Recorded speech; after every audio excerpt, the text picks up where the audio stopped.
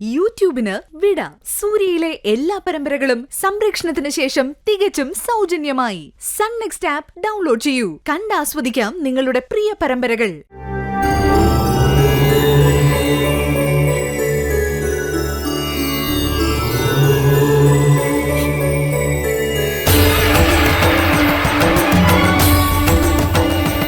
ഹര ഹരോ ഹര ഹര ഹര ഹരോ ഹര ഹര ഹര ഹരോ ഹര ഹര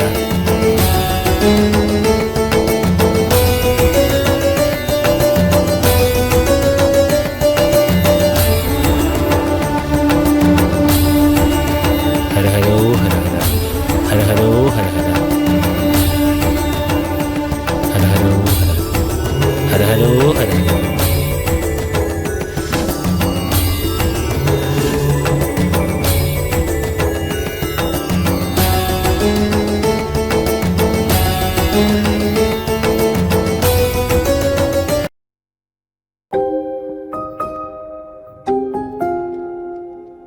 നായകൻ എൻ്റെ ആതിരക്കുട്ടിക്ക്.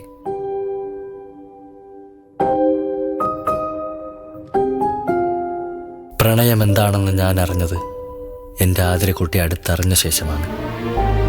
അതിനു മുമ്പ് സത്യത്തിൽ ഞാനൊരു കോമാളിയായിരുന്നു. എന്നെ നായകനാക്കിയത് അവളാണ്. അവൾ എന്നെ സ്നേഹിക്കുന്നുണ്ടെന്നോ ഇനി എന്നെങ്കിലും സ്നേഹിക്കുമെന്നോ എനിക്കുറപ്പില്ല. എങ്കിലും എൻ്റെ ആതിരക്കുട്ടി, എൻ്റെ ഉയിരിൻ്റെ അവസാന തുടുപ്പ് വരെ ഞാൻ നിന്നെ സ്നേഹിച്ചുകൊണ്ടേയിരിക്കും. എഴുതുന്നത് എൻ്റെ ആത്മകഥയാണെങ്കിലും അത് നിന്റെ കഥയായി മാറുന്നത് ഞാൻ അറിയുന്നു. കാരണം നീ ഇല്ലാതെ എനിക്കൊരു കഥയില്ല. കഥയില്ലാത്ത എന്നെ കഥയുള്ളവനാക്കി മാറ്റിയത് നീയല്ലേ. 1000 ജന്മം കൊണ്ട് വീട്ടാനാവുന്നതല്ല ഈ കടം. പക്ഷേ ഈ കൊച്ചു ജന്മം കൊണ്ട് ഞാനിതിന് പരമാവധി ശ്രമിക്കും. സ്നേഹിച്ച് സ്നേഹിച്ച് നിന്നെ ഞാനൊരു ദേവതയാക്കും ആതിരക്കുട്ടി. നീയാണെൻ്റെ പ്രണയം, നീയാണെൻ്റെ പ്രപഞ്ചം.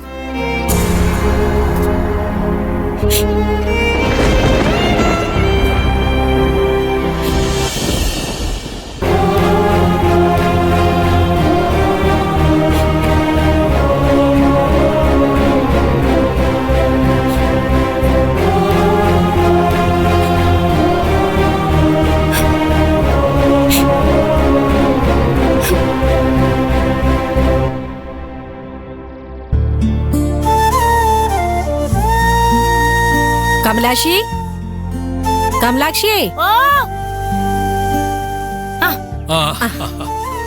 ഇതെന്താ എല്ലാരും കൂടി? ഒന്നും പറയണ്ട കമലാക്ഷിയെ, നിന്ന നിപ്പിൽ ഞങ്ങൾ വെല്ലൂര് വരെ ഒന്ന് പോവാ. ബൈപ്പാസിന് മുമ്പ് അവിടുത്തെ ഡോക്ടറെ ഒന്ന് കാണിക്കാൻ നമ്മുടെ കൃഷ്ണൻ ഡോക്ടർ പറഞ്ഞു. ചുമ്മാ കീറി മുറിക്കാതെ അയാള് മരുന്ന് വല്ലതും തന്നങ്ങ് മാറ്റിയാലോ, വെറുതെ ഒരു പ്രതീക്ഷ. എന്തായാലും ഒന്ന് പോയി നോക്കാമെന്ന് വിചാരിച്ചു. ഞങ്ങള് 3 പേരും കൂടെ പോവാനിരുന്നതാ. അപ്പോഴാ കേശോട്ടൻ പറഞ്ഞത് എല്ലാരും കൂടെ എന്തിനാ പോകുന്നത്, ശ്രീലത കുറച്ചു ദിവസം ഇവിടെ നിക്കട്ടെ എന്ന്.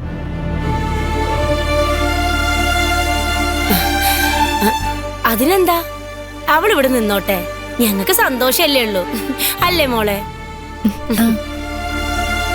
എന്നാ പിന്നെ നേരം കളയുന്നില്ല, ഞങ്ങൾ ഇറങ്ങാം. 10:30 ചെങ്ങന്നൂർ ട്രെയിൻ. ഇപ്പൊ തന്നെ വൈകി. ശരി മോളെ, ഞങ്ങൾ പോയിട്ട് വരാം. നീ കമലാക്ഷി അപ്പച്ചിക്ക് ബുദ്ധിമുട്ടൊന്നും ഉണ്ടാക്കരുത് കേട്ടോ. ഓ, അവൾ ഉണ്ടാക്കുന്ന ബുദ്ധിമുട്ട് ഞാനങ്ങ് സഹിച്ചു. നാത്തും ചെല്ല്. കൊച്ചേട്ടൻ വേഗം പോയി ചികിത്സിച്ചിട്ട് സുഖമായിട്ട് വാ. ഞങ്ങൾ പ്രാർത്ഥിക്കാം. സുനീഷിനോട് പറഞ്ഞേക്കണടി. പറഞ്ഞേക്കാം കൊച്ചേട്ടാ. ശരി മോളെ, ഞങ്ങൾ ഇറങ്ങാം. വാ. ശരി ശരി. വാ മോളെ.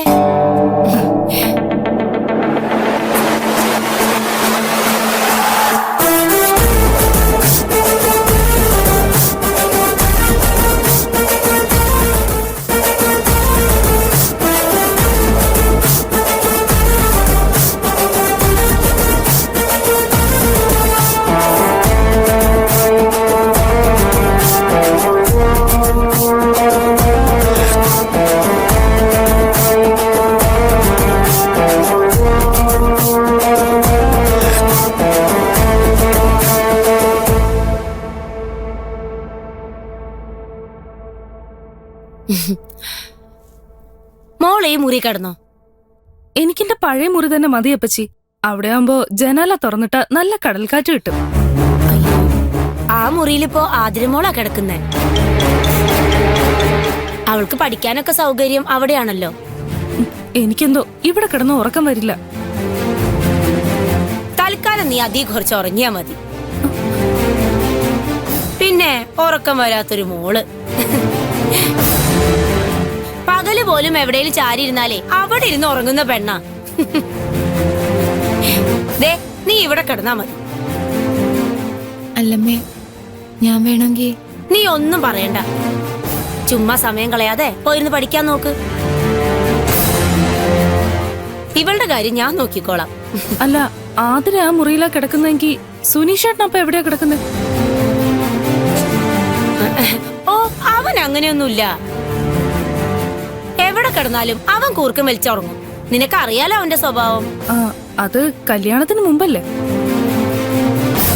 കല്യാണം കഴിഞ്ഞ ഭാര്യയും ഭർത്താവും ഒരുമിച്ച് വേണ്ടേ കിടക്കാൻ? അതിന് നിന്റെ കല്യാണം കഴിഞ്ഞിട്ടില്ലല്ലോ, പിന്നെ നിശ്ചയം എന്തുവാ? ആതിര പഠിക്കുന്ന കുട്ടിയല്ലേ, അപ്പോ രാത്രി ഇവൾക്ക് ഒരുപാട് ഉറക്കം നിൽക്കേണ്ടി വരും. സുനീഷിനാണെങ്കിൽ വെട്ടം കണ്ട ഉറക്കം വരത്തൂല്ല.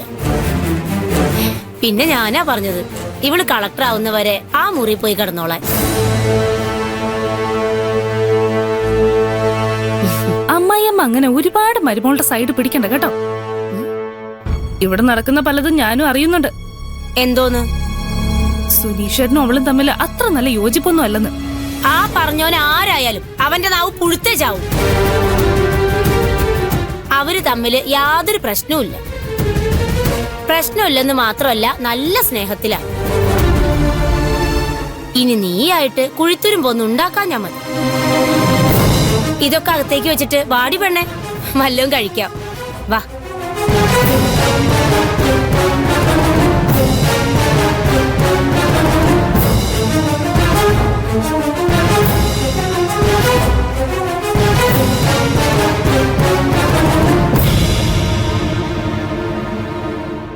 ഹര ഹരോ ഹര ഹര, ഹര ഹരോ ഹര ഹര.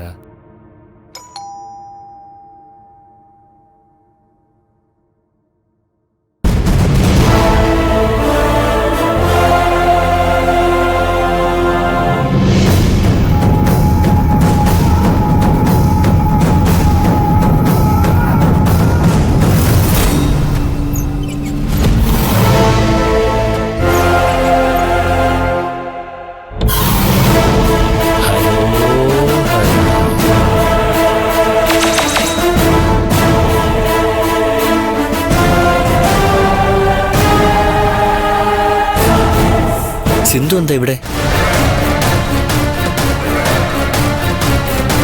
സിന്ധു എവിടെ ഉണ്ടെന്ന് പറ. അവളിപ്പോ ഒരു ബന്ധുവിന്റെ വീട്ടിലാണ്, ഞാൻ പറഞ്ഞല്ലോ. അവള് സ്വസ്ഥമായിട്ട് ജീവിച്ചോട്ടെ. നമ്മൾ അങ്ങോട്ടൊന്നും കുഴപ്പമൊന്നും ഉണ്ടാക്കണ്ട.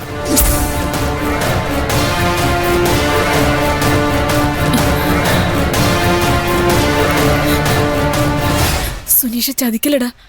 ഞാൻ ആരാണെന്ന് ഇവിടെ ആരും അറിയരുത്. ഞാൻ ഇവിടെ ഉള്ള കാര്യം നാട്ടുകാരും അറിയരുത്. നീ ഈ വീട്ടിൽ വന്നു കൂടിയത് ഇവിടെ ഉള്ളവരെ ചതിക്കാനാണോ?